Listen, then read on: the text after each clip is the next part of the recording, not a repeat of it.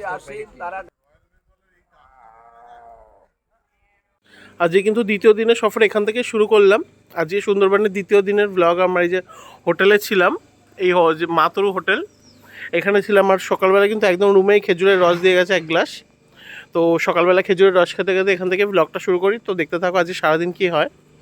তো এখান থেকে আজকে ব্লগটা শুরু করছি। তো আজকে সারাদিন কিন্তু অনেক জায়গায় যাবো, অনেক কিছু খাওয়া দাওয়া আছে, অনেক ঘুরবো। তো সবটাই তোমাদেরকে সাথে শেয়ার করবো।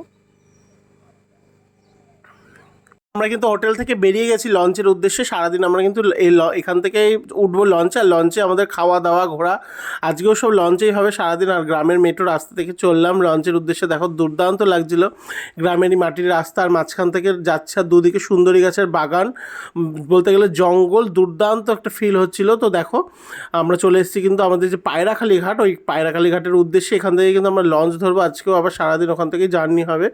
আর দেখো ভোরবেলার যে সূর্যটা উঠছিল, দুর্দান্ত লাগছিল কিন্তু দেখতে। নিজেদের ব্যস্তময় জীবন থেকে একটু কিন্তু রেস্ট নিতে বা ডিপ্রেশন কাটাতে, আমাদের যে কাজ সেটাকে কাটাতে কিন্তু তোমরা ঘুরে আসতে পারো। এই যে পাখিরালয় ঘাটে আমরা চলে এসেছি, এখান থেকে কিন্তু আজকে আমরা আবার লঞ্চ ধরবো। আর এই দেখো আমাদের লঞ্চ চলে এসছে। একসাথে কিন্তু প্রচুর লঞ্চ যাতায়াত করে, যারা মানে ঘুরতে যায় সিজনে। এখন তো শীতকাল, সবাই তো ঘুরতে যাবেই। আর আমরা কিন্তু লঞ্চের সামনে জায়গাও পেয়ে গেছিলাম, পিতাম্বর বসে পড়েছে, পিতাম্বরের সামনে কিন্তু আমি বসেছিলাম। তারপরে জলের দিয়ে আমাদের জার্নি শুরু হলো আজকে আবার। আর তারপরে আমরা কিন্তু প্রথমে এসেছিলাম সজনেখালি ঘাটে। সজনেখালি ঘাটে এখানে একটা টাওয়ার আছে, রাইফেল টাওয়ার। তো তারপরে টাওয়ার দেখার সাথে সাথেই যে আমাদের একজনকে গাইড দিয়ে দিয়েছিল। পর্তুগিজরা যখন আমাদের দেশে আসেন তারা গাছ দেখে বললেন ম্যাঙ্গো ফরেস্ট। পর্তুগিজ ভাষাতে ম্যাঙ্গো কথার মানে হয় যে গাছ সমুদ্রের লবণ জল মাটিতে হয়। আর ইংরেজরা যখন আমাদের এখানে কিন্তু বাঘ জল খেতে এসেছিলো, প্রচুর বাঘের পায়ের ছাপ আছে, কিন্তু বাঘের কিন্তু দেখা পাইনি। তো প্রথমে দেখা পেয়ে গেছিলাম একটা কুমির, রোদ্দুর পোয়াচ্ছিল। আর এই যে টাওয়ারের উপর উঠে পড়েছি, এখান থেকে সুন্দরবনের দৃশ্য দেখা যায়, যে বাঘ হরিণ জল খেতে আসে তাদেরকে দেখা যাচ্ছিল। আমরা ঘোরাফেরা করে আমরা আবার লঞ্চের উদ্দেশ্যে চলে গেলাম। আর লঞ্চের উপরে উঠতেই কিন্তু সকাল সকাল দিয়ে দিয়েছে জল খাবার, লুচি, ছোলার ডাল আর জয়নগরের মোয়া, জলের মধ্যে জল খাবার। তো খাওয়ার পরে দিয়ে দিয়েছিল সকালের ভাজা, মানে চিংড়ির একটা চপ স্ন্যাক্স টাইপের কিছু দিয়েছিল। তো খাওয়ার পরে তো এবার আমরা চলে এসেছি দোবাকি ক্যাম্পে। এখান থেকেও কিন্তু বাঘ দেখার জন্য এসেছি। আর এখান থেকে কিন্তু প্রচুর সুন্দরবনের যে ম্যানগ্রোভ থেকে সুন্দরী যে অরণ্য, প্রচুর পশু পাখি এর মধ্যে দেখা যায়।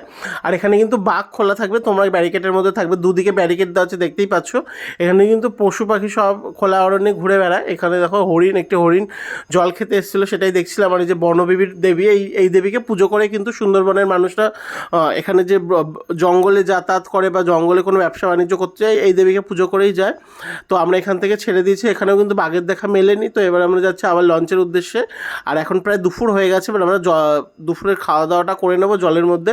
আর দেখো জলের মধ্যে বসে দুপুরের খাওয়া দাওয়া, সকালের খাওয়া দাওয়া করার মজাটাই আলাদা। আর আমরা পড়ে গেছে ভাত, লেবু, দুপুরের জলখাবার কিন্তু দিয়েও দিয়েছে।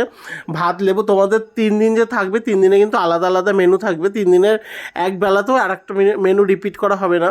তো সব প্রথমে দিয়ে দিয়েছে ডাল, বেগুনি। তারপরে দ্বিতীয় দিনে সফরে ছিল বেগুনি, ডাল, সাথে ছিল পাবদা মাছ, সাথে ছিল চিংড়ি মাছ এসব। আর চিংড়ি মাছগুলো কিন্তু গলদা চিংড়ির মালাইকারি করেছিল, খেতে কিন্তু দুর্দান্ত হয়েছিল। আমি খাচ্ছি, তোমরা দেখতেই পারছো। আর লঞ্চের যারা তোমাদেরকে দেখভাল করবে তাদের ব্যবহার কিন্তু খুব ভালো, খুবই ভালো। তো সাথে ছিল চাটনি, পাঁপড়, খেয়ে লাঞ্চ শেষ করলাম।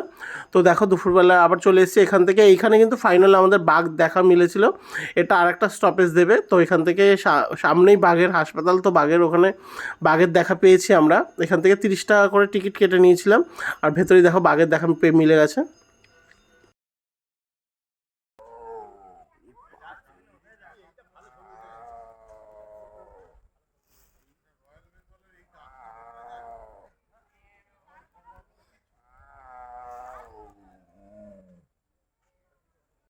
তো বাঘ দেখে আবার চলে এসেছি জলের মধ্যে, আবার লঞ্চে উঠে গেছি। লঞ্চে উঠেই দেখলাম একটা কমলা লেবু দিয়ে দিয়েছিল, 3 দিন 3টে ফল তোমাকে দেবে।